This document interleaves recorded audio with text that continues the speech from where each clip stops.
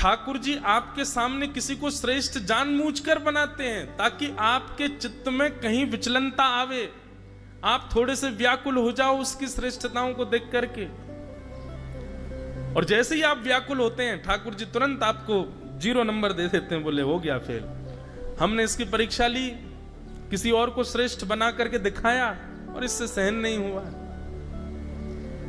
इसलिए भैया यह भी प्रसाद मांगो कि कभी मात्सर्य दोष ना आवे चित्त में। कोई हमसे ज्यादा विद्वान है, कोई हमसे ज्यादा सुंदर है, कोई हमसे ज्यादा ठीक ठाक दिखता है, कोई हमसे ज्यादा कमाता है, कोई हमसे अच्छा गाता है, कोई हमसे अच्छा बोलता है, कोई हमसे अच्छा नाचता है, किसी भी प्रकार से प्रतिस्पर्धा का भाव आपके चित्त में आ गया, वही मात्सर्य दोष है और वो भगवत मिलन में बाधा बनेगा। भागवत का अधिकारी कौन है? निर्मत्सराणाम सताम, जो मात्सर्य दोष से रहित है, जिसके चित्त में मात्सर्य दोष नहीं है।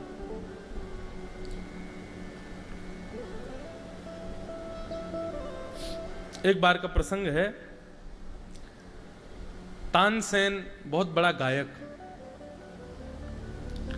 हमारे उत्तर भारत में बड़ा नाम, महाराज जी तानसेन, उनके विषय सभी जानते ही हैं। तानसेन जब गाता था तो दीपक जल जाते थे, तानसेन मेघ मल्हार गाता था तो बादल गरज के बरस जाते थे। लेकिन तानसेन राज दरबार के गवैया थे, राजाओं के सामने गाते थे। एक बार वृंदावन आए तो वृंदावन आकर के उनके चित्त में इच्छा प्रकट हुई कि मैं ठाकुर जी को सुनाऊं। वो श्रीनाथ जी के मंदिर में पहुंच गए। तो श्रीनाथ जी के मंदिर में, श्रीनाथ द्वारा वहां गोवर्धन में श्रीनाथ जी के सन्मुख बैठ करके जैसे ही तानसेन गाने लगे, तानसेन के गायन को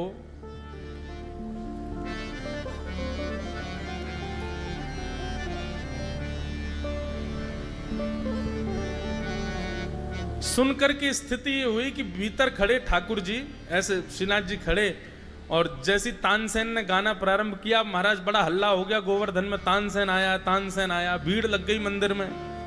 बोले भैया ये गावे तो बादल गरज जाएं, जे गावे तो दीपक जल जाएं, बहुत बड़ो गवैया आयो आज श्री जी बाबा के चरणन में गावे। तानसेन ने जैसे ही गाना प्रारंभ किया तो उसका गायन प्रारंभ होते ही पीछे खड़े जितने भी दर्शक थे वे सब तो वाह वाह करने लगे, परंतु ठाकुर जी की सेवा में बैठे हुए गुसाई श्री विठलनाथ जी ने तानसेन की गायकी के समय ठाकुर जी को जब देखा तो महाराज जी वर्णन आता है कि तानसेन जब गा रहा था तो भीतर खड़े ठाकुर जी ऐसे खड़े थे और खड़े खड़े ठाकुर जी को झोंके आ रहे थे।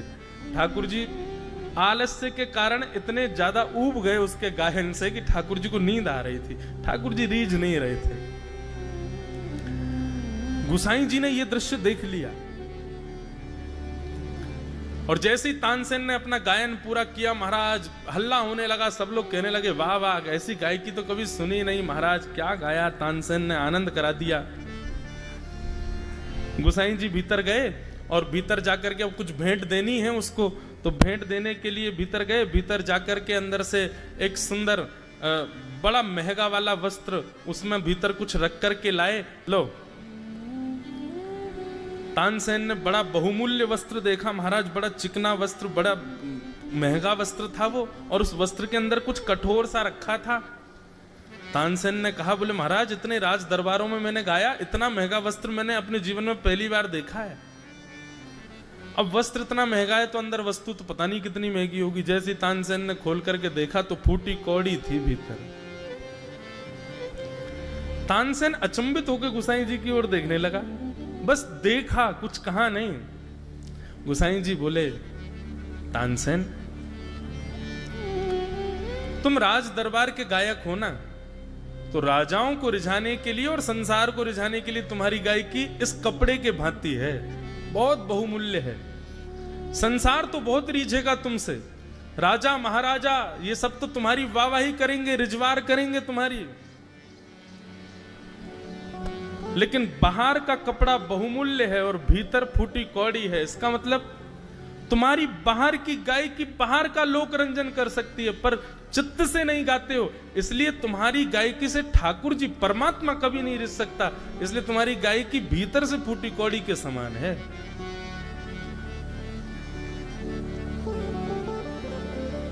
तानसेन को बड़ा बुरा लगा, बोले कि मेरा तो अपमान सा कर दिया इन्होंने बुला करके। तभी तानसेन तो बैठ गया, बोले प्रसाद पाके जाना। वहीं पर पीछे घूम रहे थे श्री गोविंद दास जी, बेचारे कभी किसी को बैठाने के लिए अपने अपने पटके से जमीन साफ कर दें, कोई जल मांगे तो उसको जल ला करके देवें, कोई कुछ कहे तो उसकी तुरंत, मतलब सेवकों की तरह घूम रहे थे श्री गोविंद दास जी। गुसाई जी ने कहा, ए गोविंदा इधर आओ। गोविंदा आए, बोले जी जी भगवान आचार्य प्रभु आज्ञा करें। बोले बैठो, ठाकुर जी को पद सुनाओ। बोले अभी? बोले हाँ अभी सुनाओ। अब तानसेन ऐसे देखने लगा, बोले ये मेरे सामने क्या गाएगा। लेकिन गोविंद दास जी ने जैसे ही गाना प्रारंभ किया, कुम्भन दास जी का एक पद गाया, रसिक नीरस में रहत गढ़ी, रसिक नीरस में रहत गढ़ी, रसिक नीरस में रहत गढ़ी, रसिक नीरस में रसिक नीरस में रहत गढ़ी, रसिक नीरस में रहत गढ़ी। महाराज जी शब्द बहुत सुंदर हैं, ये ब्रज के रसिकों के हैं। कनक बेली वृषभानु नंदनी, कनक बेली वृषभानु, कनक बेली वृषभानु नंदनी, कनक बेली वृषभानु नंदनी, श्याम तमाल चढ़ी, रसिक नी श्याम तमाल चढ़ी, रसिक रस में रहत गढ़ी, रसिक रस में रहत। जिनको ये अंतरंग रस का भाव है, इसलिए केवल जरा सा स्पर्श करूंगा भाव को। कनक बेली वृषभानु नंदिनी, एक आपने पौधा देखा होगा, वो उसके पास लकड़ी हो तो वो उस पर ऐसे गोल गोल गोल गोल उसके ऊपर चढ़ जाता, उसको हमारे यहाँ बेल कहते हैं। ऐसे बेल की भांति चढ़ गया है। कनक बेली वृषभानु नंदिनी, कनक बेली मतलब कंचन जैसी, वृषभानु नंदिनी श्याम तमाल चढ़ी। ठाकुर जी का रंग कैसा है? तमाल, कृष्ण वर्णम, तमाल वर्णम, ये ठाकुर जी का वर्ण है। कनक बेली वृषभानु नंदिनी श्याम तमाल चढ़ी, रसिक नी रस में रहत गढ़ी, रसिक नी रस में रहत गढ़ी। बेहरत श्री गिरधरन लाल संग, बेहरत श्री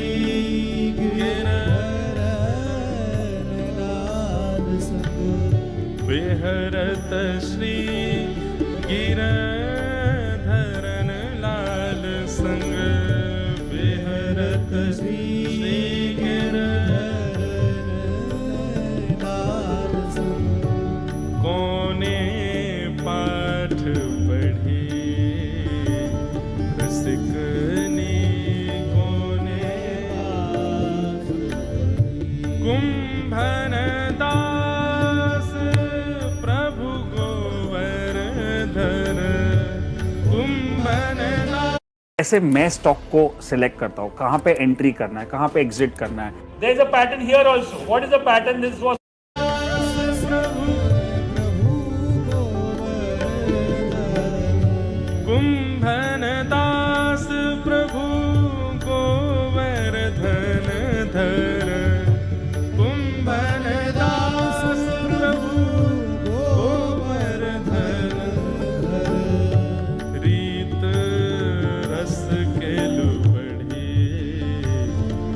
रसिकनी रति रस केल बढ़ी, रसिकनी रस मेरे कनक बेल वृष भानु नंदनी, कनक बेल वृष कनक बेल वृष भानु नंदनी, कनक बेल वृष भानु नंदनी, श्याम तमाल चढ़े, श्याम तमाल चढ़ी, रसिकनी रस में रहत गई, रसिकनी रस में रहत गई, रसिकनी रस में रहत गई, रसिकनी रस में रहत गई।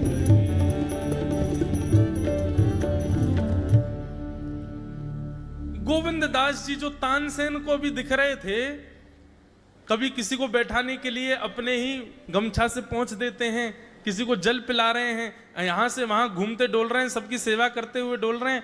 और गुसाई जी ने ऐसे ही बुलाया, बोले आओ आकर के ठाकुर जी को कुछ सुनाओ। एक तो शब्द इतने गहरे, और ऊपर से गोविंद दास जी ने जब प्रेम उन्मुक्त होकर के गाया, बगल में फूटी कौड़ी हाथ में लेकर के बैठा हुआ तानसेन, उसके नेत्रों से अविरल अश्रुधार गिर रही है। थोड़ी देर बाद किसी ने जाकर के उनको जय श्री कृष्ण कहकर के जब स्पर्श किया, तब तानसेन के नेत्र खुले, और नेत्र खोल करके उसने गोविंद दास जी को देखा, और देख करके गुसाई जी के पास गया, और गुसाई जी के सामने जाकर के वो फूटी कौड़ी रख दी। बोले महाराज, आपने कहा कि ठाकुर जी के सामने मेरी गाय की फूटी कौड़ी के समान है, पर गोविंद दास को सुन के लगता है आपने मुझे बहुत ज्यादा दे दिया, मैं इसके लायक भी नहीं हूं, मैं फूटी कौड़ी के लायक भी नहीं हूं। इन रस भाव में उन्मुक्त, इन भाव सरोवर में डूबे हुए वैष्णवों के आगे मेरी गाय की कुछ नहीं। पर बात यहां हो रही है गोविंद दास जी की सरलता की। गोविंद दास जी भी एक गायक हैं, पर उनके सामने तानसेन को बुलाया गया, तानसेन को बैठाया गया, तानसेन से गवाया गया, लेकिन फिर भी गोविंद दास जी के चित्त में किंचित भी ईर्ष्या का भाव नहीं आया है। और ये वैष्णव का बंधुओं, एक बात और कहनी, एक मन में भाव आ रहा है कि हमारे चित्त में किसी के प्रति ईर्ष्या ना आना, ये इसका प्रयास तो हमको करना ही है, परंतु वैष्णव का एक स्वरूप और होता है, वो जिसके सामने बैठ जाएगा। यदि वास्तव में वैष्णव है तो सामने वाले का दुर्गुण अपने आप नाश होगा, कुछ कहना करने की आवश्यकता नहीं है। आप वास्तव में वैष्णव हैं, भजनानंदी हैं, ठाकुर जी की अनन्य सेवा करते हैं, कथा को जीवन में उतारते हैं, तो आप जिस व्यक्ति के संग बैठेंगे, बिना कुछ कहे, बिना कुछ बोले, आपकी केवल उपस्थिति मात्र से उसके दोषों में परिवर्तन आने लग जाएगा। गोविंद दास जी ने जब गाना प्रारंभ किया तो उनकी गायकी सुनकर के बादशाहों के दरबार में गाने वाले तानसेन को ईर्ष्या होनी चाहिए थी, पर ईर्ष्या न होकर के प्रेम में परिवर्तित हो गए, और गोविंद दास जी रुदन करने लगे, आनंद मग्न हो गए। इसका मतलब क्या है? श्री गोविंद दास जी के चित्त में ईर्ष्या नहीं है, इसलिए उनकी गायकी से निकले हुए स्वर जब तानसेन के चित्त में गए, उसके चित्त में भी ईर्ष्या का प्रादुर्भाव होने नहीं दिया। यही भागवत का अधिकारी का स्वरूप है, निर्मत्सराणाम सताम, मात्सर्य दोष से जो रहित है। मात्सर्य दोष यदि चित्त में है, कहीं ना कहीं किसी के प्रति ईर्ष्या, किसी की उपलब्धियों से आप परेशान हैं, ठाकुर जी से बहुत दूर हो अभी आप। तीसरी बात, वैद्यम वास्तवमत्र वस्तु शिवदम श्रीमद् भागवत केवल और केवल आपको एक वस्तु प्रदान करेगी। कौन सी वस्तु? अस्ति स्वस्तरुणी कराग्र विगलत कल्प प्रसूना प्लुतम वस्तु प्रस्तुत वेणुनादल हरि निर्वाण निर्व्याकुलम।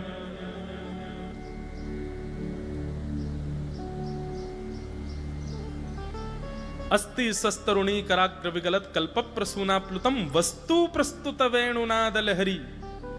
वो हरि जो वेणु का नाद करते हैं, केवल उनको आपका बनाने की सामर्थ्य श्रीमद् भागवत में है। अब अन्य इस भाव को छोड़ के आप सब कुछ भागवत जी से मांग रहे हो, तो एक प्रकार से वही बात हो गई, आप व्यक्ति से वो मांग रहे हो जो उस व्यक्ति को कहीं और से व्यवस्थित करना पड़ेगा, पर उस व्यक्ति के पास जो है वो मांगो ना। श्रीमद् भागवत जी से आप यदि कथा करा करके, कथा सुनकर के यदि धन धान्य वैभव ऐश्वर्य आदि ये सब मांग रहे हैं, तो भागवत जी देंगी, पर व्यवस्था करवा के देंगी। लेकिन भागवत जी के सन्मुख जो प्रस्तुत है, वो प्रस्तुत वस्तु केवल एक है, वेणु का नाद करने वाले श्याम सुंदर। यदि चाहिए तो ले लो। आहा,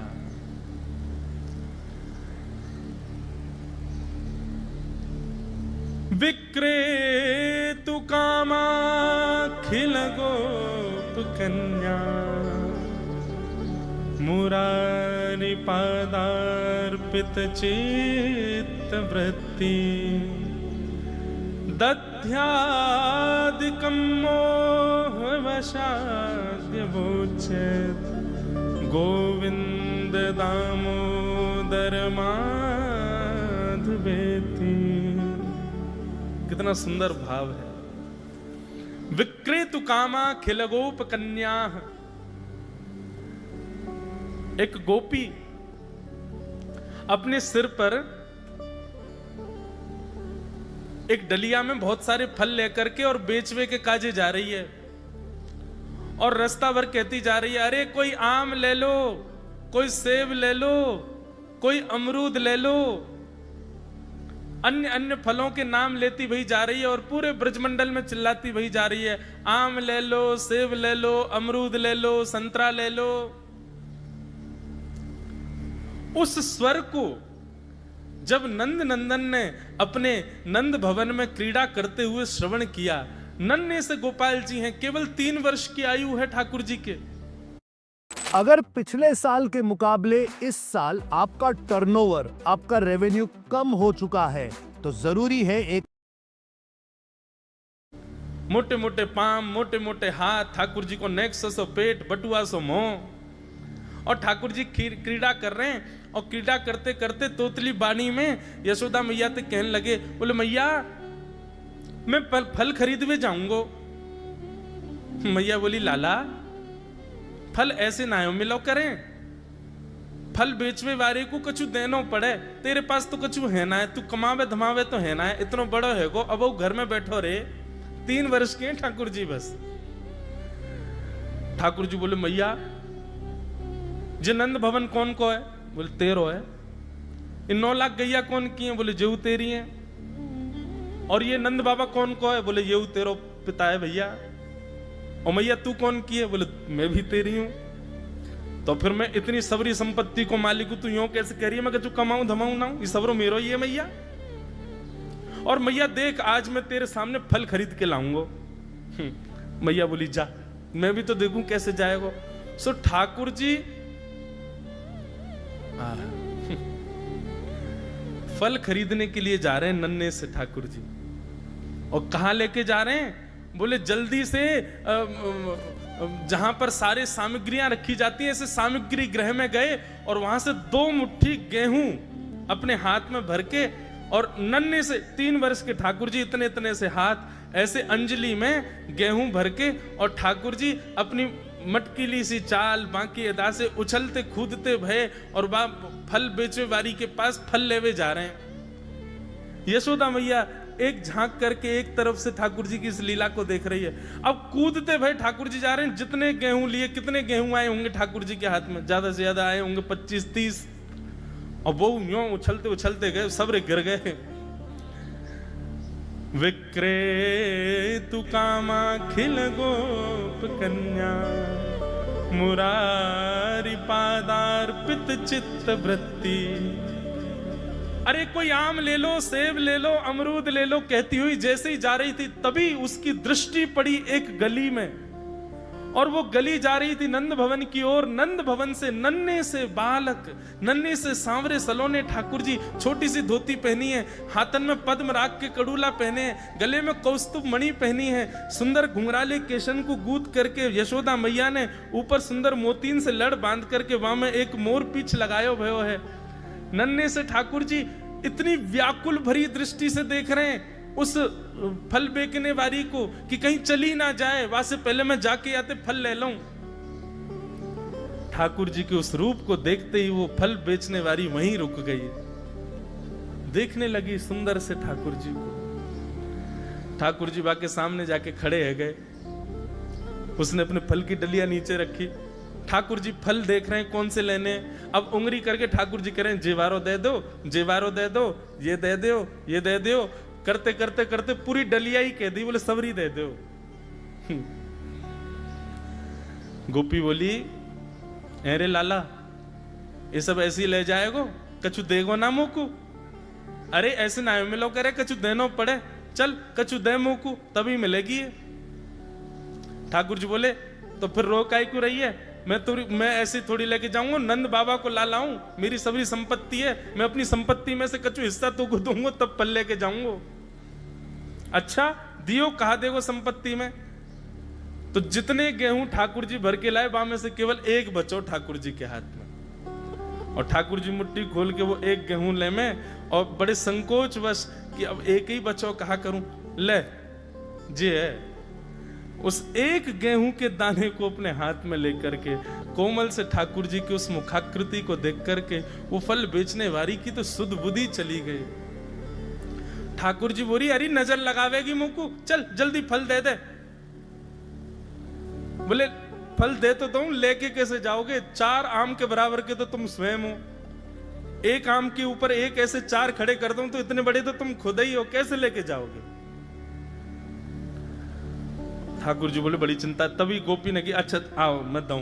ठाकुर जी को हाथ पकड़ करके उनकी कारी कमरी खोली, उनकी पीतांबरी ने ढीली करी, और ठाकुर जी के कछु फल तो कमरिया में बांध दिए, कछु पामन में बांध दिए, कछु हाथन में बाजूबंद बना के बांध दिए, कछु गरे में लटकाई दिए, ऐसे कपड़ान में फल भर भर के ठाकुर जी के पूरे अंग में फल लटका दिए।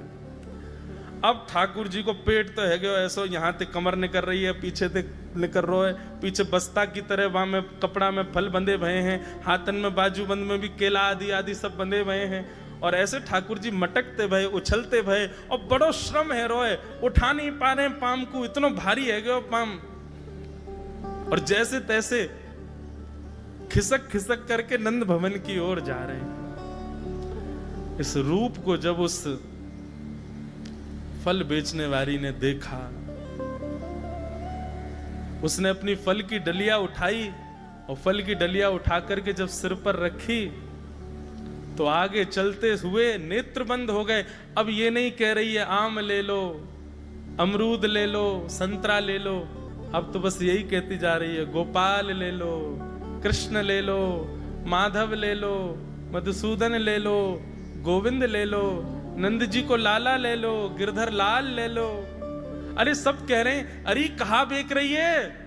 बोले यदि मुंह पे मिल जाए तो मैं तो बाकू कभी नहीं बेचूं, लेकिन कहा करूं, वो चित्त में ऐसा बैठ गया है, अब मैं कोई और कार्य की रही नहीं हूं। या मेरे भैया यदि कोई में क्षमता हो तो मेरे चित्त ते वा गोविंद को ले जाओ। ये मेरे चित्त में या की झांकी ऐसी बैठ गई है, अब मैं कोई और कार्य की रह नहीं गई। विक्रेतु कामाखिल गोप कन्या, मुरारी पादार्पित चित्त वृत्ति, दध्यादिकं मोह वशाद्य भोज्य, गोविंद दामोदर माधवेति।